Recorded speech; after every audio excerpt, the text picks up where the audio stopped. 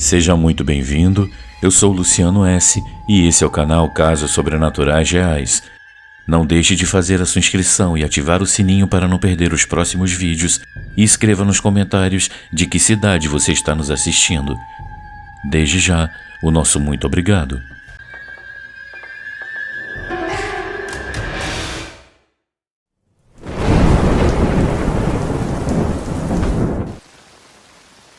Acidente ou falha na Matrix?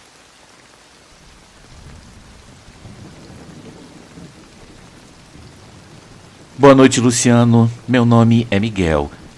Eu quero compartilhar minha experiência quando eu fui contratado pela primeira vez para trabalhar em um posto de gasolina e como em poucos dias eu comecei a avistar algo que à primeira vista não tinha nada de anormal. No entanto, com o passar das semanas, minha mente começou a questionar o que era real e o que não era. Isso ocorreu no ano de 2006. Numa noite, eu tive uma discussão com meus pais que foi intensa e o motivo foi a minha decisão de abandonar os estudos. Eu deixei meu curso de História pela metade. Hoje eu percebo o erro irreparável que eu cometi naquele momento, a ponto de, a longo prazo, eu acabar causando a separação dos meus pais. Mas o que aconteceu naquele posto de gasolina ocorreu muito antes desse infeliz acontecimento. Meu pai tinha um amigo que mencionou essa vaga de emprego e ele não hesitou em me indicar. Eu aceitei sem problemas, pois, para ser honesto, eu queria aquele trabalho e eu precisava do dinheiro para não ter que pedir nada ao meu pai, que já me olhava com desdém toda vez que eu chegava em casa. Isso me irritava, embora eu soubesse que ele tinha razão. Meu descaramento e o meu orgulho eram maiores que a minha razão, eu reconheço.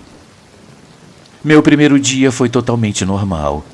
O ambiente tenso em casa por causa da minha situação havia se acalmado um pouco e eu me convenci de que, com o passar dos dias, tudo seria como antes ou até melhor. Afinal, eu não era mais um vagabundo. Eu fiz um acordo com meu pai para ajudá-lo com as despesas da casa. Eu ainda estava ressentido por abandonar a universidade, mas pouco a pouco eu reconquistaria sua confiança. Ele mesmo se comprometeu a me buscar no posto de gasolina quando eu estivesse no turno da noite, e durante todo o primeiro mês eu teria que trabalhar exatamente nesse horário. Então, aconteceu. Era entre 9 e 10 da noite, quando ocorreu um acidente na estrada em frente ao posto, onde um carro colidiu com um caminhão e pegou fogo. As 3 pessoas dentro do carro morreram após o veículo explodir. O motorista do caminhão conseguiu se salvar, mas ele foi o único. Foi algo trágico, sem dúvida, e o pior é que eu presenciei tudo. Curiosamente, eu estava olhando para a estrada naquele momento. Os corpos ficaram carbonizados, quase irreconhecíveis. Esquecer aquele dia é impossível. Aconteceu em uma quarta-feira. Eu até pedi a mudança de horário, mas o meu chefe negou e ameaçou me despedir se eu continuasse reclamando, dizendo que ele tinha uma pilha de currículos em sua mesa e que provavelmente nenhuma daquelas pessoas reclamariam ou ficariam escolhendo horário para trabalhar. Então eu não voltei a tocar no assunto, pois se eu tivesse sido demitido, as coisas com meu pai teriam piorado muito. O acidente, tristemente, me ajudou a conversar mais com ele, pois ele estava preocupado e isso era bom para mim. Os dias avançaram normalmente até a quarta-feira da semana seguinte. De verdade, eu não sei como foi possível, mas na mesma hora, entre 9 e 10 da noite, ocorreu outro acidente na estrada, exatamente como o da semana anterior, mas com algo extremamente estranho. O carro que capotou e pegou fogo era exatamente o mesmo, e aparentemente ele não havia batido em nada. Para ser sincero, meus olhos viram o carro colidir com uma parede invisível, pegar fogo e explodir. Havia pelo menos 5 carros no posto de gasolina naquele momento, e o estranho foi que ninguém se importou, ninguém olhou, apesar do barulho da explosão. Luciano, parecia que ninguém ouviu nada. Então eu mencionei o acidente a um colega, E o que me impressionou foi que ele disse que não via o carro em chamas. Terminamos de abastecer os carros e depois eu me afastei com ele e pedi para ele parar de brincar.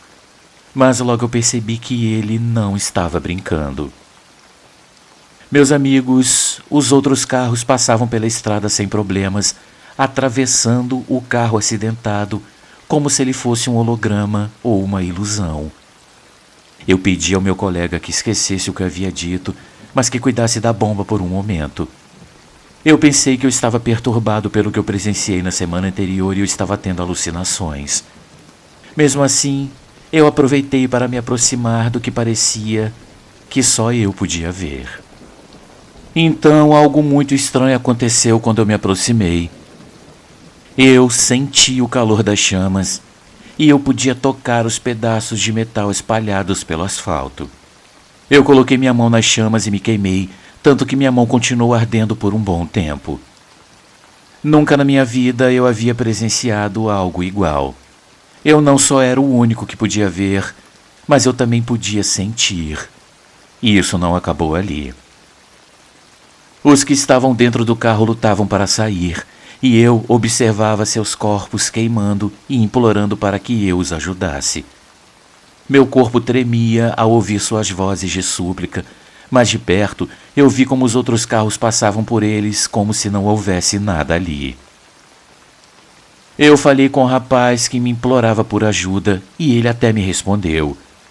Eu me recusava a acreditar que aquilo era uma ilusão, então eu joguei uma pedra no carro e ela simplesmente o atravessou. A questão era única e exclusivamente comigo e eu não sabia explicar o porquê. Amigos, eu corri de volta ao posto de gasolina e eu tive que fingir que eu não via nada pelo resto da noite e continuar com o meu trabalho. Quando deu 3 horas da madrugada, o carro desapareceu junto com os pedaços de metal e ninguém disse nada. Nem a polícia e nem a ambulância chegaram. Tudo foi muito estranho. No dia seguinte, nada de estranho aconteceu, nem nos dias seguintes.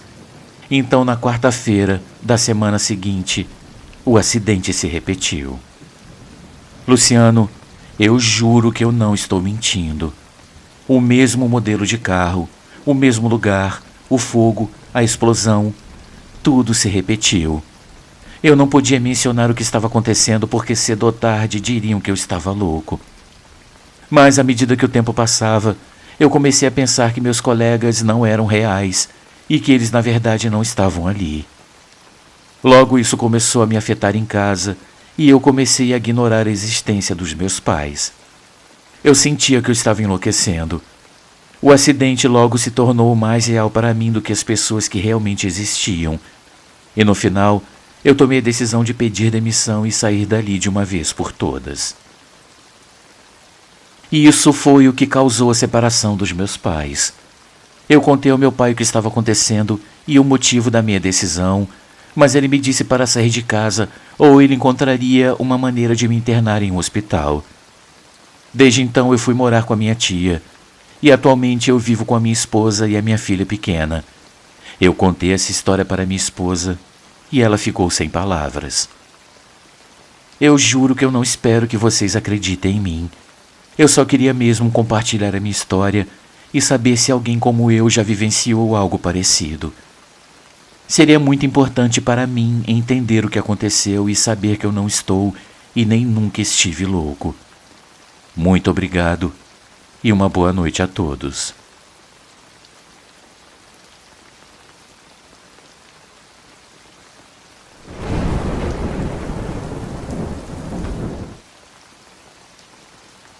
Alguma coisa me empurrou.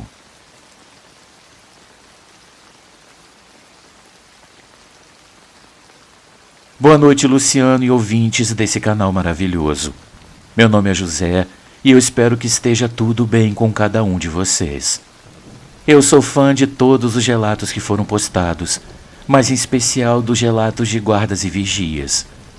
Essa história aconteceu comigo em 2017, quando eu trabalhava como segurança em um bairro da zona norte do estado do Rio de Janeiro, em uma loja de venda e manutenção de pneus. Essa loja estava localizada no que antes foi um bar muito famoso por volta dos anos 2000. Pois bem, a empresa que me contratou me designou como vigia na loja em um turno de 24 horas por 24 horas. No meu primeiro dia, eu tive um colega que ficou responsável por me treinar nas atividades a serem realizadas. Uma dessas atividades consistia em colocar cadeados por dentro e ativar o alarme da loja quando o último funcionário se retirava. Vale ressaltar que, além da loja, também havia escritórios administrativos nas instalações. Eu então coloquei em prática o que eu havia aprendido. Era necessário percorrer toda a loja por dentro, e ao fazê-lo, eu sentia uma pressão muito forte no ambiente. A loja estava completamente escura e eu tinha a sensação de estar sendo observado. Esse percurso para fechar a loja por dentro tinha que ser feito com uma lanterna, pois os proprietários preferiam assim para economizar energia. Chegou então o momento em que o último funcionário dos escritórios saiu, por volta das 9 da noite. Vale destacar que meu colega também já havia ido embora, pois ele só ficou algumas horas para me treinar. Quando o funcionário dos escritórios saiu, eu me preparei para entrar na loja e percorrer o caminho até o estacionamento, trancando por dentro todas as portas com os cadeados. Ao iniciar o percurso, eu fiquei paralisado pela sensação de estar sendo observado. Era um ambiente pesado, e com apenas a lanterna iluminando os corredores e as prateleiras, tudo ganhava um aspecto muito sombrio. Antes de chegar à porta dos fundos que dava para o estacionamento, eu senti uma espécie de empurrão e, ao mesmo tempo, eu ouvia alguns pneus caindo perto de mim. Eu gritei assustado e deixei a lanterna cair, e como pude, eu saí para o estacionamento. Eu não conseguia entender o que tinha acontecido e eu senti o meu coração bater rápido. Com dificuldade, eu coloquei o cadeado no portão e voltei para a porta. A lanterna estava lá no chão e a maneira como a luz iluminava o piso criava uma cena bastante inquietante. Sem esperar mais, eu fui para a cabine de vigilância, não sem antes ativar o alarme. Já na cabine, eu ainda não conseguia entender o que tinha ocorrido. A noite passou normalmente, mas era necessário desativar o alarme exatamente às 6 da manhã para que a equipe de limpeza e os funcionários da loja entrassem. Eu voltei para retirar os cadeados e dessa vez não aconteceu nada, apenas a sensação de estar sendo observado continuava. Meus amigos, eu trabalhei nesse serviço por 3 meses e pedi demissão, pois em várias ocasiões eu escutava lamentos, choros e algumas vozes. Mas esse tipo de agressão só aconteceu mesmo no meu primeiro dia como vigia nesse lugar. A minha história pode parecer simples, mas vivenciá-la na pele foi realmente uma coisa muito forte. Muito obrigado por ler o meu relato, Luciano, e mais adiante eu enviarei outras histórias que me aconteceram, pois eu ainda trabalho como segurança. Uma ótima noite a todos vocês.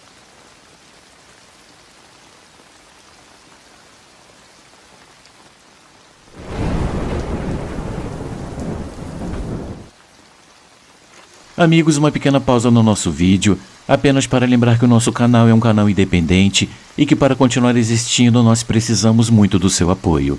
Existem muitas formas de você ajudar o canal. Uma delas é contribuindo com qualquer quantia utilizando a chave Pix que está aparecendo na sua tela. Outra é se tornando membro contribuindo com apenas R$ 7,99 por mês clicando no link Seja Membro.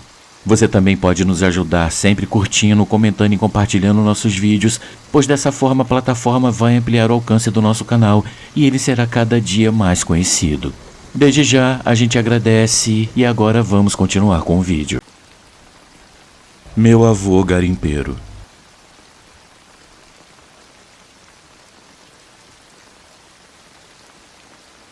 Os fatos que eu narro aqui não foram presenciados por mim, a não ser a conversa final com a minha mãe. Esses fatos fazem parte da minha história familiar. O início desse relato se dá em algum momento entre os anos de 1940 e 1950. Eu não tive como precisar a data. Meu avô, já falecido há algumas décadas, a quem eu admirava muito e admiro até hoje, na juventude e em boa parte da vida adulta, trabalhou como garimpeiro e morava, já casado, em uma cidade da região de Garimpo, em Minas Gerais. Também prefiro não precisar o local. Ele era o que se pode chamar de boa vida. Adorava festas e uma boa cachaça. Realmente, ele não perdia a chance de se divertir. Em uma dessas noitadas, voltava ele para casa alta madrugada e sob o luar. Naquele tempo, a região não contava com asfalto ou outro tipo de calçamento. Era uma região tipicamente rural. Vinha ele andando então pelo cerrado, que é a vegetação típica da região, quando, em determinado momento, ele avistou um homem negro, forte e com aparência não muito amistosa. Esse homem trajava roupas como as que vemos usualmente associada aos escravos.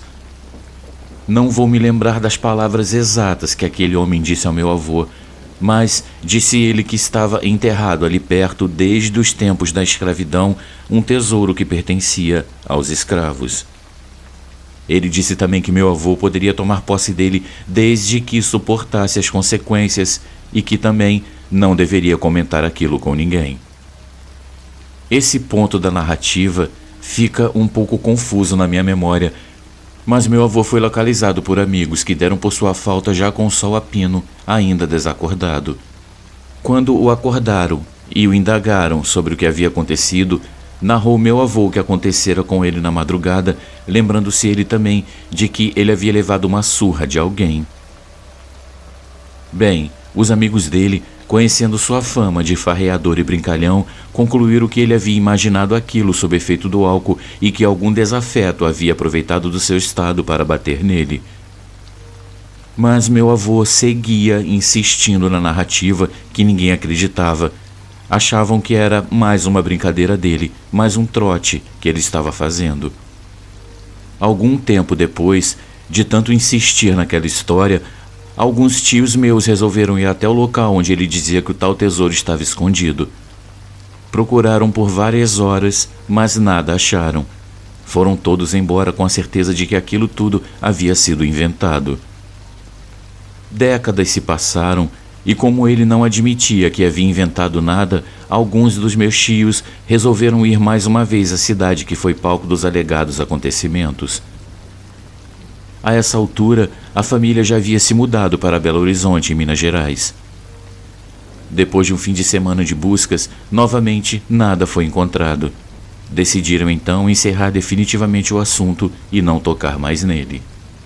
Pois bem, vários anos depois, e com meu avô já falecido, eu estava conversando com a minha mãe e voltei a insistir naquilo que meu avô contava, porque eu acreditava nele. Meio a contragosto, ela acabou me contando que havia ficado sabendo tempos antes para que eu tirasse as minhas próprias conclusões. Meu avô tinha um parente, um primo, acho eu, e foi alguém da família dele que contou o que eu relato agora. Esse primo foi um dos que acharam meu avô desfalecido décadas atrás. Meu avô acabou contando a esse primo o local onde o escravo havia indicado haver enterrado o tesouro.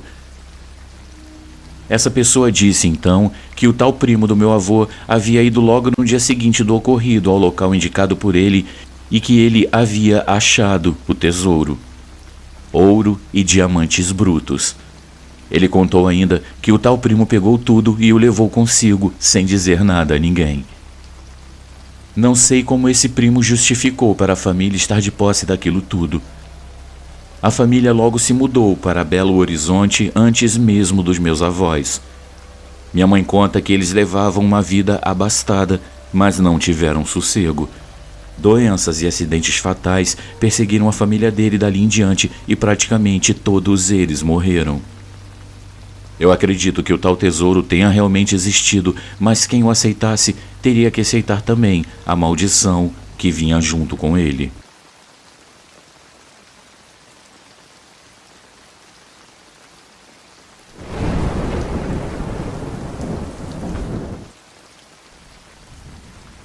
Minha família assombrada.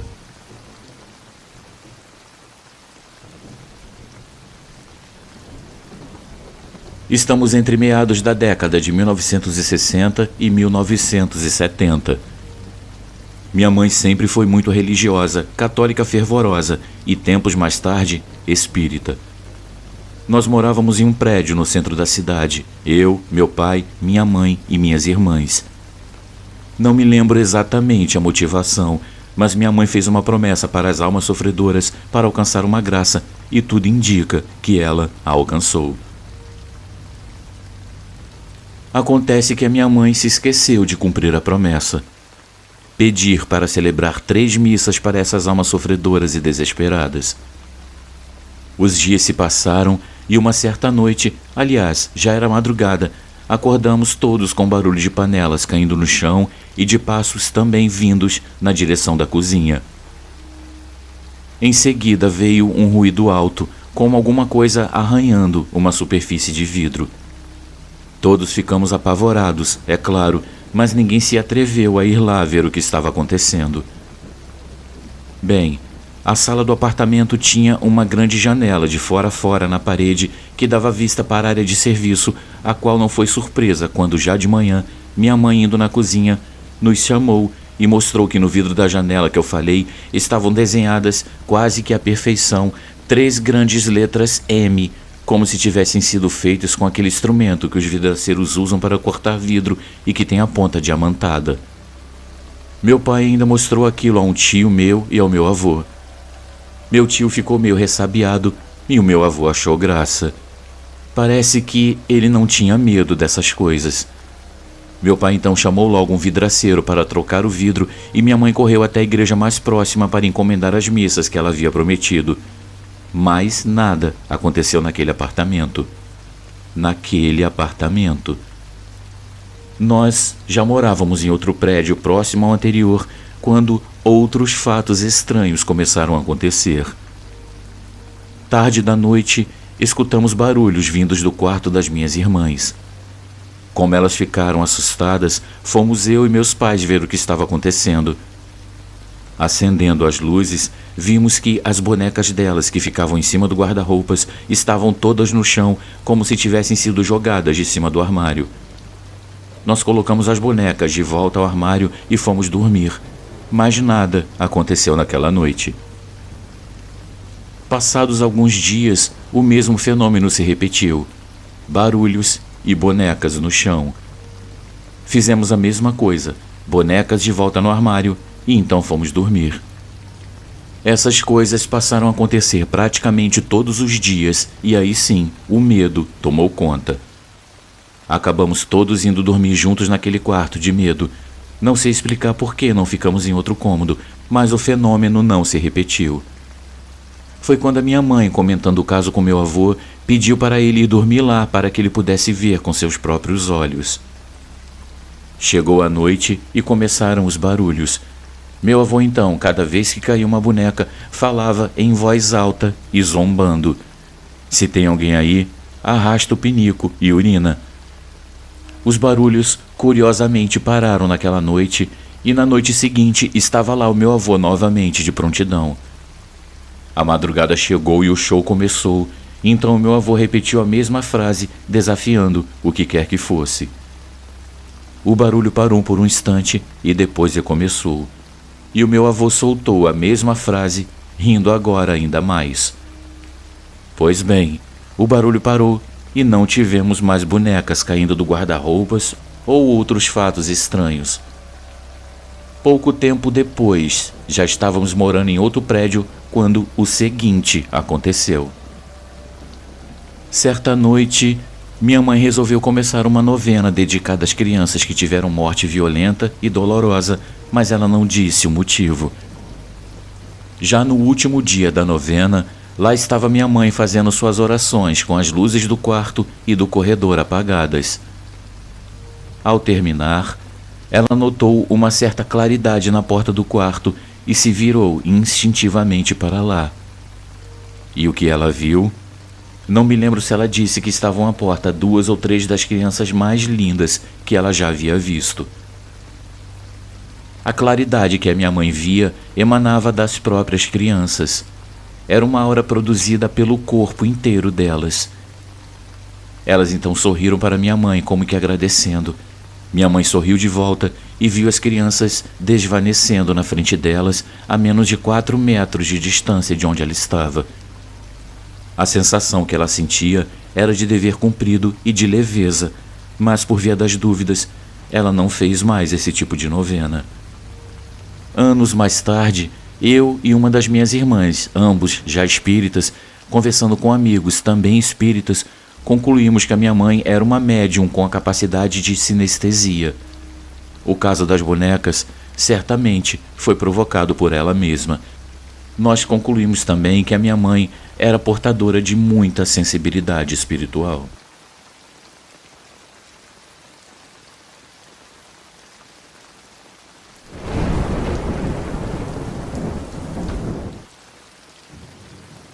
Recebi uma visita inesperada.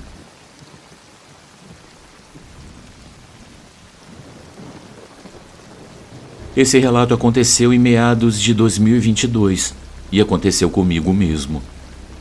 Eu estava passando por um momento turbulento em minha vida, mas havia retornado para a senda espírita depois de um bom tempo de ausência.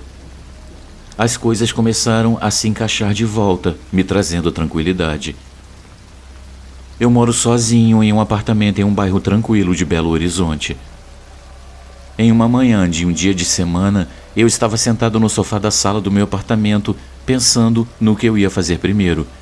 Ajeitar algumas coisas no móvel da sala ou dar uma arrumada na cozinha, coisas assim. Bem, eu vou tentar colocar em palavras o que eu vi e eu senti, mas não é fácil traduzir o que aconteceu. Como eu disse, era uma manhã de um dia de semana e eu estava sentado no sofá da sala por volta das 10 horas. De repente, eu senti o ambiente ficando estranho, um pouco enevoado, eu diria. Eu estou tentando achar as palavras que melhor expressem o que eu senti. Foi nesse momento que surgiu, do nada, no meio da sala, uma criança de uns 7 anos, idêntica à minha irmã caçula, quando ela tinha essa idade. Eu olhei para aquela criança e achei a coisa mais natural do mundo ela ter aparecido ali daquele jeito, e eu a observei com naturalidade enquanto ela dava uma pequena corrida e pulava na outra ponta do sofá onde eu estava, meio que em transe, se sentando e olhando para mim, sorrindo. Típico de uma criança brincando, não é? Então eu comecei a conversar com ela, como se fosse com alguém da minha família. Não chamou a minha atenção que ela nunca me respondia com palavras, só com gestos ou balançar de cabeça. Mas ela sempre sorria. O rostinho dela realmente refletia muita paz.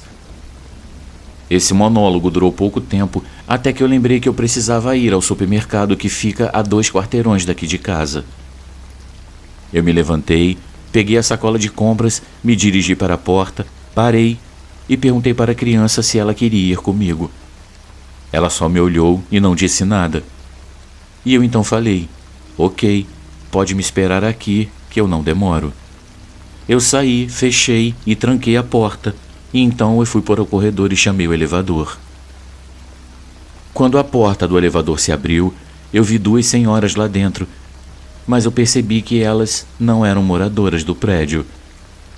A única chance delas estarem ali na minha frente era se eu tivesse chamado o elevador antes que ela apertasse o andar que elas iriam, mas elas teriam que saber a minha senha para isso. A única coisa que eu disse era se podíamos descer juntos ou se elas preferiam descer sozinhas. Era época de plena pandemia, enfim, mas elas não falaram nada. Elas olhavam para o chão com expressão sombria. Nesse momento a criança surgiu ao meu lado, atravessando a porta da minha casa, fato que também não chamou a minha atenção. Entramos no elevador e num piscar de olhos já estávamos na portaria, mas só eu e a criança. As mulheres não estavam mais no elevador. Saímos do elevador e eu cumprimentei uma senhora, não me incomodando pelo fato de que não era a faxineira de sempre e que ela não me respondeu. Fomos então andando em direção ao supermercado. A criança ia brincando na minha frente, dando pequenos pulos e fazendo pequenos movimentos de dança.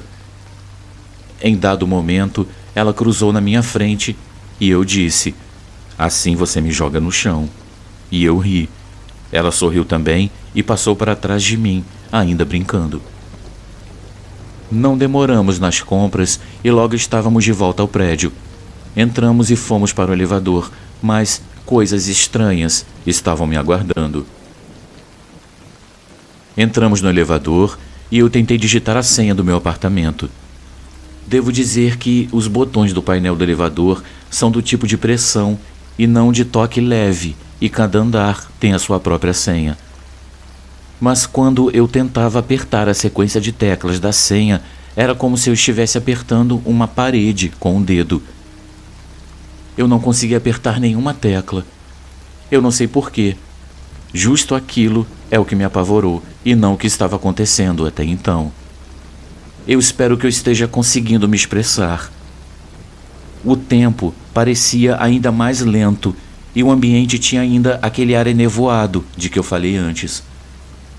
Eu comecei a tentar abrir a porta do elevador com as mãos, já que eu não conseguia apertar também o botão que abria a porta.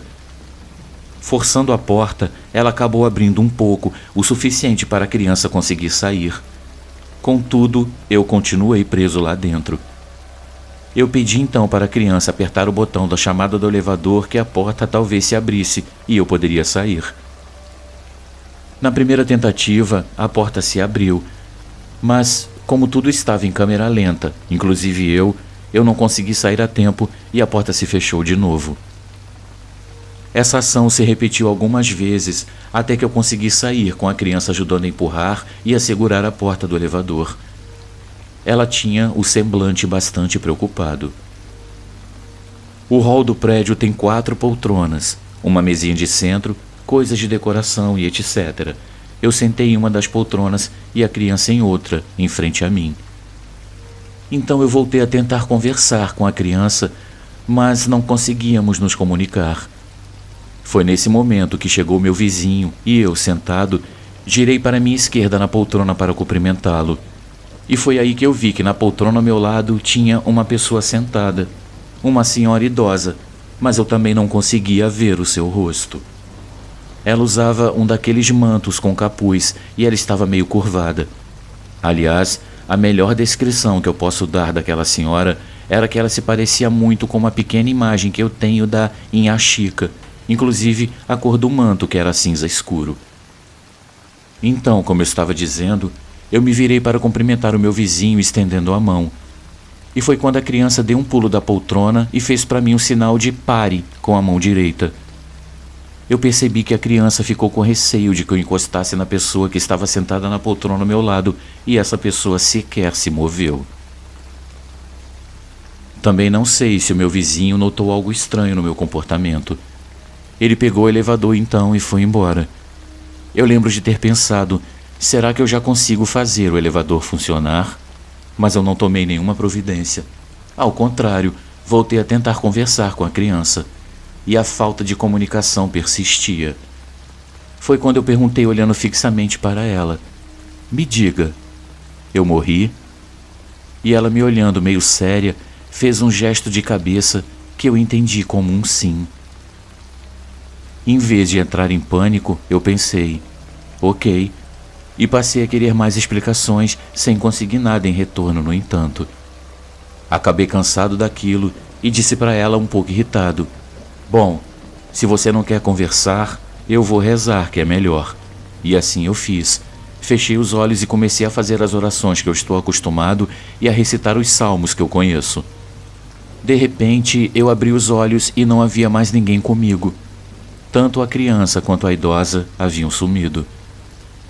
Eu tive então o reflexo de levantar, pegar minha sacola e me dirigir até o elevador, chamá-lo e digitar a minha senha no painel. Tudo certo, e o elevador subiu comigo e parou no meu andar. Eu observei que desde que eu me levantei no hall de entrada, não havia mais aquela sensação de névoa que havia desde o início daquela tarde. Ao olhar para o relógio, eu vi que já eram quase 3 da tarde, mas para mim havia se passado apenas cerca de 50 minutos ou 1 hora, no máximo, desde o início daqueles eventos. Só que o relógio dizia que havia se passado umas 5 horas desde a aparição daquela criança. Hoje, analisando o que aconteceu, Eu imagino que eu estava provavelmente sob efeito da dupla vista, que é, segundo o Consolador, o fenômeno pelo qual certas pessoas, em perfeito estado de vigília, conseguem perceber cenas e fatos passados à distância ou exclusivamente na esfera espiritual. Ou seja, a pessoa tem ciência do que está acontecendo nos dois planos, espiritual e material, ao mesmo tempo. Eu agradeço ao canal por contar as minhas histórias e muito obrigado a todos por ouvi-las.